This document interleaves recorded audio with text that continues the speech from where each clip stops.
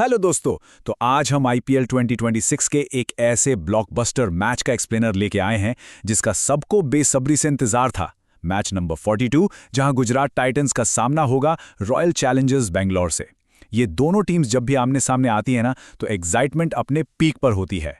तो चलिए बिना किसी देरी के सीधे डेटा, स्टैट्स और ग्राउंड रिपोर्ट्स पर चलते हैं और देखते हैं कि इस मेगा क्लैश में किसका पल्ला भारी है। अब सबसे बड़ा सवाल जो इस वक्त हर फैन के दिमाग में चल रहा है वो ये कि अहमदाबाद के इस ऐतिहासिक नरेंद्र मोदी स्टेडियम में आखिर राज किसका चलेगा। क्योंकि देखिए, दांव पर बहुत कुछ लगा है। एक तरफ है जीटी, जिनका इस मैदान पर एक सॉलिड रिकॉर्ड रहा है, और दूसरी तरफ है वो टीम जो इस सीजन किसी भी बॉलिंग लाइनअप को नहीं बख्श रही। ओके, तो इसको थोड़ा डिटेल में समझते हैं। एक तरफ है आरसीबी, उनका मोमेंटम इस वक्त लिटरली अनस्टॉपेबल लग रहा है, और दूसरी तरफ गुजरात टाइटंस को अपना होम फोर्ट्रेस, अपना ये घरेलू किला हर हाल में बचाना है। आरसीबी पूरी तरह से अपने विनिंग स्ट्रीक पर सवार हैं, जबकि जीटी के लिए प्लेऑफ की रेस में बने रहने के लिए ये मैच लगभग डू और डाई बन चुका है। तो आगे बढ़ते हैं और सबसे पहले बात करते हैं द बैटलफील्ड की, यानी पिच और मौसम इस मैच को कैसे अफेक्ट करेंगे। अब अगर अहमदाबाद की पिच की बात करें तो ये पूरी तरह से बैटिंग फ्रेंडली है। यहाँ का पार स्कोर 190 से 205 रन के बीच रहता है, यानी 200 रन का आंकड़ा पार करना यहाँ एकदम आम बात है। लेकिन एक इंटरेस्टिंग स्टैट ये भी है कि यहाँ करीब 32% विकेट्स स्पिनर्स को मिलते हैं, तो मिडिल ओवर्स में ये स्पिनर्स गेम का रुख पूरी तरह से पलट सकते हैं। मौसम बिल्कुल परफेक्ट रहेगा, शाम साफ होगी, टेम्परेचर करीब 27 से 30 डिग्री के आसपास, और बारिश का कोई चांस नहीं है। पर सबसे बड़ा गेम चेंजर क्या होगा पता है? Due factor. बाद के ओवर्स में ग्राउंड पर काफ़ी ओस आने वाली है, जिससे सेकेंड इनिंग्स में बॉलिंग करना काफ़ी मुश्किल हो जाता है। इसीलिए बिना सोचे समझे टॉस जीतने वाली टीम यहां पहले बॉलिंग ही चुनेगी। तो ये टॉस मैच की पहली बॉल डालने से पहले ही एक बड़ा टर्निंग पॉइंट बनने वाला है। चलिए अब नेक्स्ट सेक्शन पर चलते हैं, स्टैटिस्टिकल शोडाउन। देखते हैं कि फॉर्म और हेड टू हेड रिकॉर्ड्स क्या कहते हैं। अगर इन दोनों टीम्स की पुरानी राइवलरीज की बात करें ना, तो टक्कर हमेशा कांटे की रही है। टोटल 7 मैचेस हुए हैं, जिसमें से आरसीबी ने 4 जीते हैं और जीटी ने 3।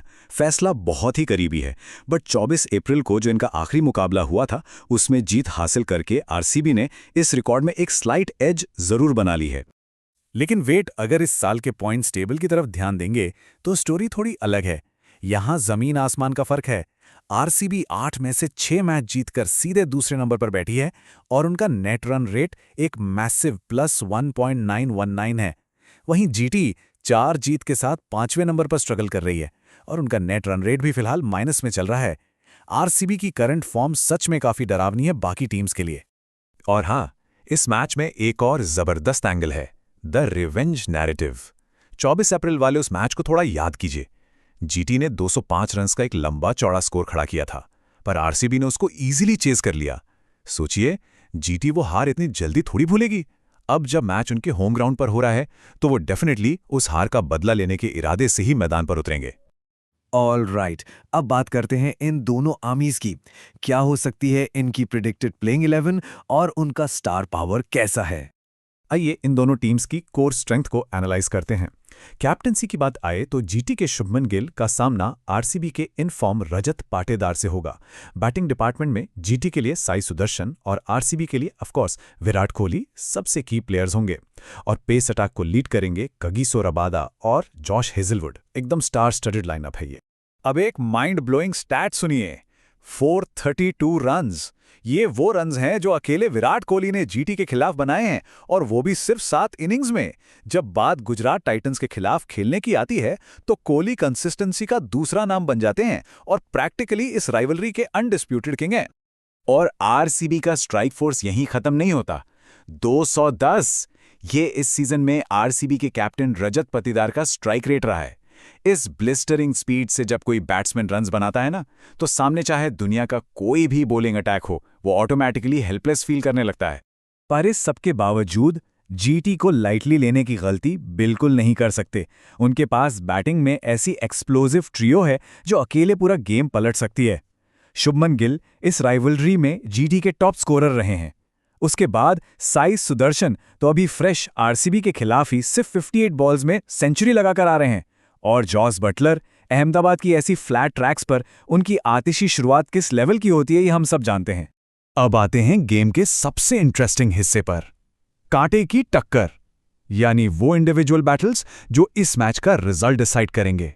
सबसे बड़ा फेस ऑफ तो obviously the chase master Virat Kohli और the spin wizard Rashid Khan के बीच का होने वाला है। राशिद खान ने इस राइवलरी में अब तक 4 विकेट्स लिए हैं और मिडिल ओवर्स में इनके खिलाफ रन्स निकालना लगभग नामुमकिन जैसा हो जाता है। क्या कोहली इनकी मिस्ट्री स्पिन का तोड़ निकाल पाएंगे? ये मैचअप सच में बहुत ही जबरदस्त होगा। एक और बैटल जिस पर सबकी नजरें होंगी वो है Shubman Gill versus Bhuvneshwar Kumar. Gill power play में हमेशा डोमिनेट करना चाहते हैं, लेकिन भुवी इस सीजन में 14 विकेट्स लेकर अलग ही रिदम में चल रहे हैं। नई गेंद से उनकी पावर प्ले स्विंग किसी भी ओपनर के लिए खौफनाक साबित हो सकती है।